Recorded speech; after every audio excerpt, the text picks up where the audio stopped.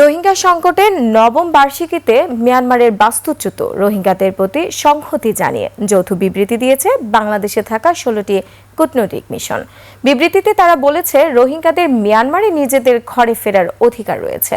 মঙ্গলবার যৌথ বিবৃতিতে কূটনৈতিক মিশনগুলো জানায়, রাখাইন রাজ্যে চলমান সংঘাত ও মানবিক সংকটের কারণে বর্তমানে রোহিঙ্গাদের স্বেচ্ছায় নিরাপদ, মর্যাদাপূর্ণ ও টেকসই প্রত্যাবাসনের উপযোগী পরিস্থিতি নেই।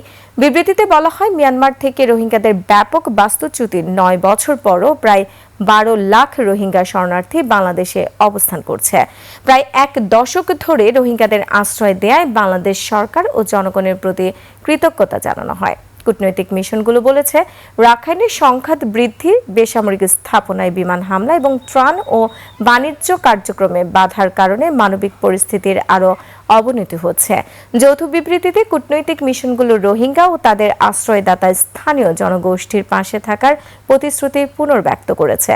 বিবৃতিতে সই করেছে কানাডা, ডেনমার্ক, ইউরোপীয় union, Finland, France, Germany, Ireland, Italy, Japan, Kosovo, Netherlands, Norway, Spain, Sweden, Switzerland ও যুক্তরাজ্যের কূটনৈতিক মিশন।